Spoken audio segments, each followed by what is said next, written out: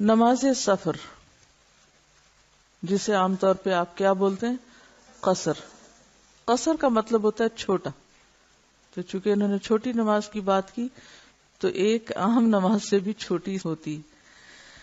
سفر میں ظہر، عصر اور عشاء کی 4 فرض رکعتوں کو 2 پڑھنا قصر کہلاتا ہے. 4 رکعتوں کو 2 پڑھنا قصر کہلاتا ہے، یعنی کم کرنا کہلاتا ہے. فجر اور مغرب میں قصر نہیں. جو شخص بارادہ سفر اپنے گھر سے چلے اور گاؤں یا شہر کی آبادی سے نکل جائے تو وہ از روئے شریعت مسافر ہے. اب گاؤں کا تو فاصلہ کم ہوتا ہے اور جب نکلیں تو جلدی سفر شروع ہو جاتا ہے، لیکن شہر اور خاص طور پر اگر لاہور یا کراچی کا شہر ہو تو پھر وہ تو شہر سے نکلتے ہوئے بعض اوقات گھنٹہ لگ جاتا ہے. لیکن جب تک شہر کے اندر ہو انسان تو اس وقت تک وہ مسافر نہیں قرار پاتا. مسافر ہونے کے لیے آپ کو کیا کرنا پڑے گا؟ اپنا گاؤں یا شہر چھوڑنا پڑے گا. یہ پہلی چیز یاد رکھے تو بہت سے سوال یہیں کٹ ہو جائیں گے، کیونکہ آئندہ آگے جب مسافتیں آئیں گی تو آپ پھر پلٹ کے کہیں گے کہ اگر اتنی مسافت ہو تو پھر ہم قصر کر لیں، اور آپ اپنے شہر کے اندر ہی ہیں اور مسافت ہو رہی ہے طے تو قصر نہیں ہوگی. تو قصر کے لیے پہلی شرط کیا ہے؟ شہر یا گاؤں چھوڑنا، اس سے پوری طرح باہر نکل جانا. ٹھیک ہے، جب آپ نے وہ چھوڑ دیا اور نکل گئے تو آپ کا سفر شروع ہوا. چنانچہ حضرت انس رضی اللہ عنہ سے روایت ہے ان رسول اللہ صلی اللہ علیہ وسلم صلی الظہر بالمدینۃ 4 وصلی العصر بذی الحلیفۃ 2 رسول اللہ صلی اللہ علیہ وسلم نے مدینہ میں ظہر کی نماز 4 رکعتیں پڑھی اور ذی الحلیفہ میں عصر کی نماز 2 رکعتیں پڑھی. ظہر کے بعد سفر شروع کیا، شہر سے نکل گئے اور کچھ ہی میل پر ذو الحلیفہ میں آپ نے قصر کر لی. ذو الحلیفہ ایک مقام کا نام ہے جو مدینہ منورہ سے 6 میل کے فاصلے پر ہے. نبی صلی اللہ علیہ وسلم مکہ کے لیے روانہ ہوئے تو ذو الحلیفہ پہنچ کر نماز عصر کا وقت ہو گیا، پس آپ نے وہاں عصر میں قصر کر لی. رسول اللہ صلی اللہ علیہ وسلم جب 3 میل یا 3 فرسنگ کی مسافت پر نکلتے تو نماز 2 رکعتیں پڑھتے. تو اس سے کیا پتہ چلتا ہے کہ جب آپ اپنا شہر چھوڑ دیں اور سفر شروع کر دیں تو چاہے ابھی آپ کے 3 میل یا 6 میل ہی گزرے ہوں اور نماز کا وقت ہو جائے تو آپ قصر شروع کر سکتے ہیں. واضح؟ اس حدیث میں راوی حدیث نے پوری ایمانداری سے کام لیتے ہوئے 3 میل یا 3 فرسنگ کہا ہے، کیونکہ راوی کو شک ہے کہ آپ 3 میل پہ قصر کرتے یا 3 فرسنگ یعنی 9 میل پر. پس مسافر کو چاہیے کہ احتیاطاً 9 میل پہ قصر کر لے، یعنی اپنے شہر کی حدود سے نکلنے کے بعد اگر منزل مقصود 9 میل یا اس سے زیادہ مسافت پر واقع ہو تو مسافر قصر کر سکتا ہے. اب 2 صورتیں ہیں، ایک یہ کہ آپ لمبے سفر پہ جا رہے ہیں اور آپ شہر سے نکل گئے اور ابھی 3 میل کا ہی فاصلہ طے ہوا یا 6 میل کا ہوا تو آپ قصر کر لیں. لیکن اگر آپ گئے ہی ٹوٹل 3 میل کے فاصلے پر ہیں تو اس صورت میں احتیاط کیا ہے کہ پھر آپ 3 اور 6 کو چھوڑیں، پھر آپ کس پہ کریں؟ 9 پہ کریں، کیونکہ 3 فرسنگ کا لفظ بھی آتا ہے جو 9 میل پہ بنتا ہے. سمجھ گئے؟ کون بتائے گا کیا سمجھ آئی؟ کیونکہ میں آگے نہیں چلوں گی ورنہ آپ کے سوال بہت زیادہ ہوں گے. جیسے مدینہ سے مکہ جا رہے ہیں تو آپ نے اس موقع پر 6 میل پر قصر کر لی.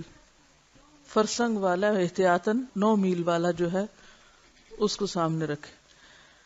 حضرت ابن عمر رضی اللہ عنہ سے روایت ہے کہ میں رسول اللہ صلی اللہ علیہ وسلم، ابو بکر صدیق، عمر فاروق، عثمان غنی رضی اللہ عنہم کے ساتھ سفر میں رہا. یہ سب 4 کی بجائے 2 رکعتیں ہی پڑھا کرتے تھے.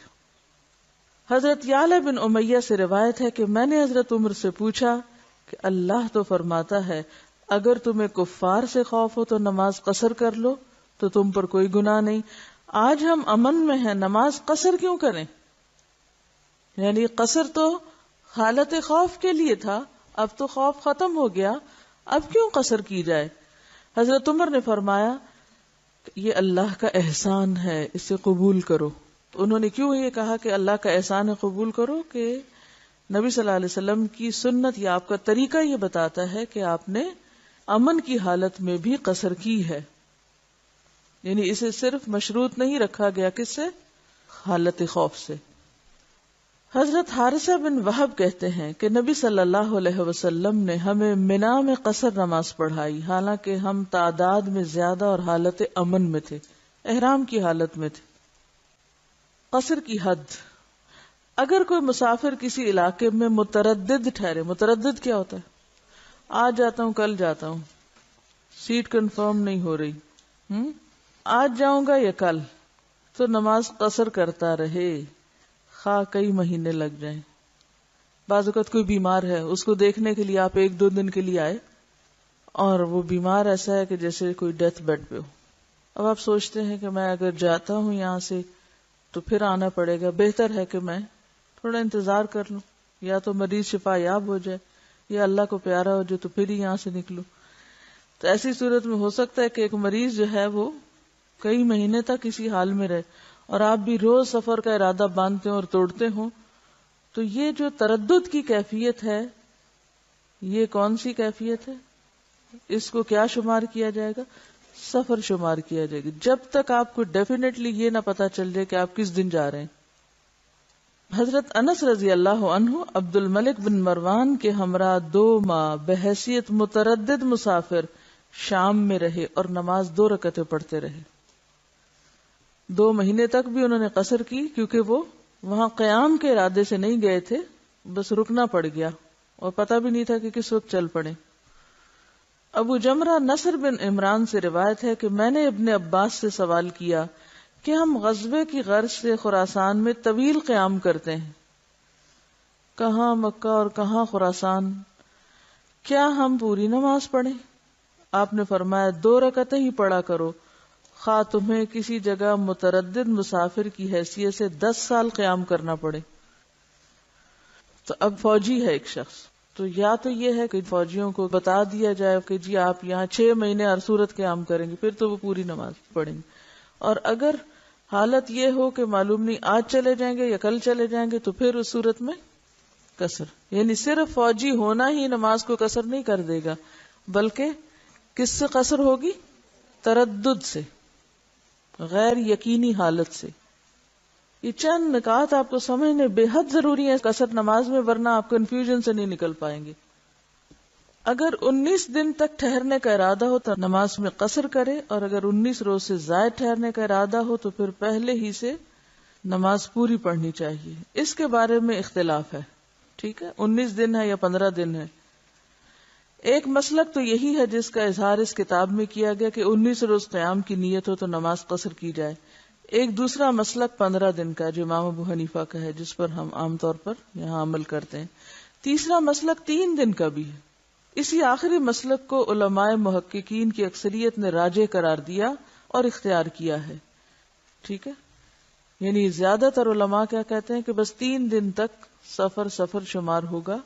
بعض نے 4 کا دن بھی کہا ہے، لیکن 15 اور 19 کی رائے بھی موجود ہے. اب آپ کہیں گے یہ وجہ کیا ہے، کیوں اختلاف ہے؟